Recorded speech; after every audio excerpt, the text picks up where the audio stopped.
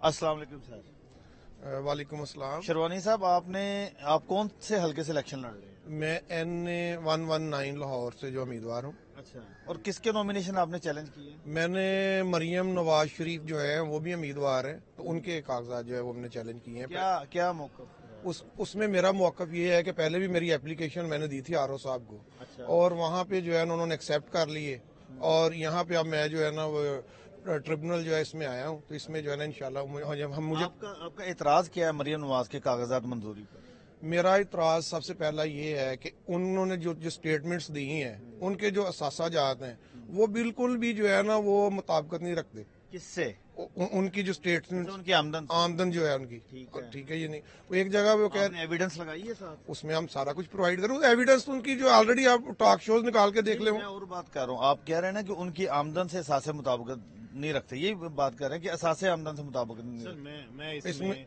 इसमें जो है ये जो एसेट्स हैं उनके, वो खुद कह रही हैं कि मेरी ना कोई लंदन में कोई प्रॉपर्टी है ना पाकिस्तान में है। तो मुझे ये बताएं कि ये जो 64 दौरे तो उन्होंने पिछले किए हैं, कहाँ से किए हैं? और उसके बाद जो है वो जो अपना एवन फील्ड की जो है उनके अपार्टमेंट, उनके भाई कह रहे हैं कि जी ये बेनिफिशियरी हैं। तो ये यहाँ से तो साफ जाहिर हो रहा है कि सारे असासे उनके। तो इसमें जो है आगे मैं एक बात और बढ़ाना चाह रहा हूँ। मुझे सिर्फ ये बताएं, अच्छा चले, एक तो ये आपने दायर कर दी, इतने बड़े पैमाने पर क्यों कागजात नामजदगी पीटीआई के ही मुस्तरद हुए, दूसरी जमातों के पर कोई ऑब्जेक्शन नहीं आरओ ने लगाया? देखें, मैं एक बात आपको आज एक मैं ना अहम बात करने लगा हूँ कि इनके पास वीडियोस मौजूद हैं आरओ किसकी? आरओज कहाँ से है? ये सारे ब्यूरोक्रेसी से, तो इनके पास वीडियोस मौजूद हैं, ये कैसे उनको कर सकते हैं? वीडियोस कौन सी आप कह रहे हैं? वीडियोस सारी दुनिया जानती है कौन सी वीडियोस इनके पास हैं, उनकी भी वीडियोस हैं इनके पास। तो ये जो अपना वीडियोस हैं उस वजह से इनको ब्लैकमेल कर रहे हैं। मैं कल की बात आपको बताता हूँ कि पहले मेरे एसोसिएट्स गए मुसद्दका कॉपी के लिए आरओ साहब के पास जो 119 के हैं।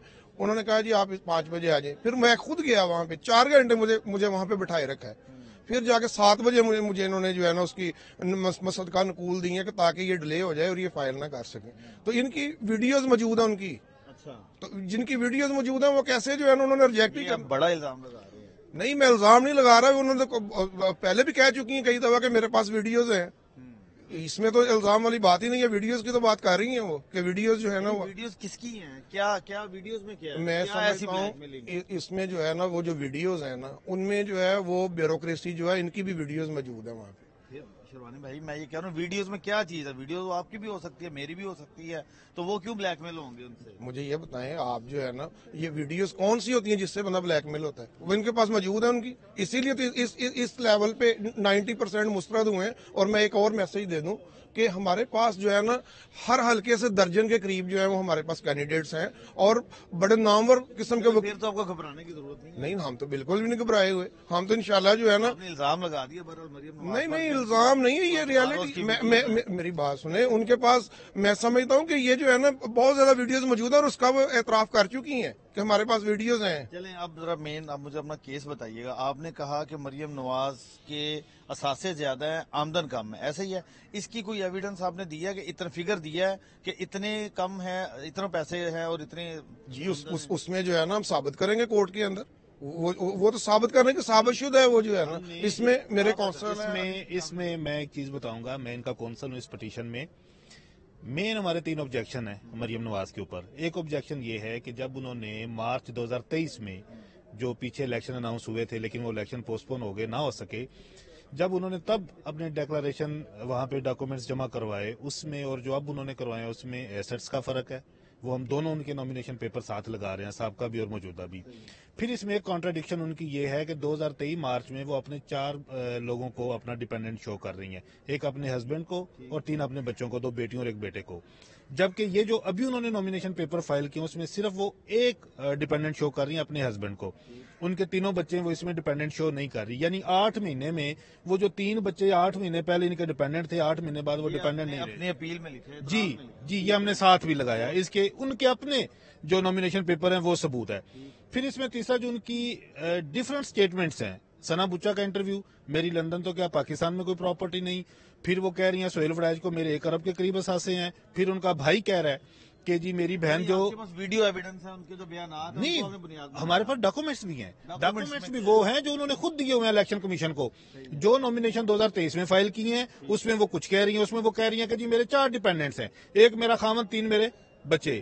ابھی آپ کو ان کی نامینیشن مل گئی ہے؟ جی مل گیا نامینیشن، بالکل نامینیشن مل گیا، اور وہ ہم پٹیشن کے ساتھ لگائے ہوئے ہیں ان کے اپنے۔ ہم دیکھیں نا اس طرح کا کیس جو ہوتا ہے جس میں خود آپ کے اپنی طرف سے جو کچھ دستاویزات پیش کی گئی ہوں وہ اٹ سیلف پروف ہوتی ہیں، اور کوئی آپ کی اسٹیٹمنٹ جو ہو ریکارڈ پہ وہ پروف ہوتی ہے۔ اور ایک اس میں ان کا آبجیکشن یہ ہے، انہوں نے جو ابھی اپنی ڈیکلریشن دی اس میں انہوں نے کہا کہ میری پاکستان سے باہر کوئی پراپرٹی نہیں ہے، ہیلڈ نو پراپرٹی آؤٹ سائڈ پاکستان، جبکہ ان کا بھائی کہہ چکا ہے کہ ایون فیلڈ والے جو فلیٹس اور دیگر پراپرٹیز ہیں ان کی بینیفیشری یہ ہیں۔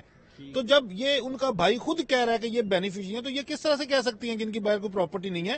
ایک پراپرٹی بے شک اس کی جو وہ آنرشپ ڈائریکٹ آپ کے نام پہ نہیں ہے، جب آپ بینیفیشری ہیں تو دین آپ اس کی آنر ہے۔ ندیم بھائی یہ بتائیے گا کہ اب آپ نے یہ نامینیشن چیلنج کر دی ہیں، کیا رجسٹرار آفس نے کوئی آبجیکشن تو نہیں لگایا اس کے اوپر؟ ابھی اس میں ہماری لیگل ٹیم ادھر موجود ہے، اور ایک بات میں ایک اور بات کلیئر کرنا چاہ رہا ہوں کہ ایک غیر ضروری ٹویٹ بھی آیا تھا، اور وہ غیر ضروری ٹویٹ کا بھی میں جواب دینا چاہ رہا ہوں کہ اس میں جو ہے وہ جو ٹویٹ کرنے والے ہیں اظہر صدیق صاحب، میں ان کا نام بھی لے لیتا ہوں، کہ انہوں نے وہ خود اپنا پتہ کرے کہ وہ پارٹی میں ان کی کون سی پوزیشن ہے۔ جب ٹائم تھا تو وہ تو باہر انگلینڈ چلے گئے تھے، اس میں جو ادھر موجود ہے۔ اور ایک بات میں ایک اور بات کلیئر کرنا چاہ رہا ہوں کہ ایک غیر ضروری ٹویٹ بھی آیا تھا، اور وہ غیر ضروری ٹویٹ کا بھی میں جواب دینا چاہ رہا ہوں کہ اس میں جو ہے وہ جو ٹویٹ کرنے والے ہیں اظہر صدیق صاحب، میں ان کا نام بھی لے لیتا ہوں، کہ انہوں نے وہ خود اپنا پتہ کرے کہ وہ پارٹی میں ان کی کون سی پوزیشن ہے۔ جب ٹائم تھا تو وہ تو باہر انگلینڈ چلے گئے تھے، اس میں جو یہ اب آج ہم نے جو فائل کی ہے اس میں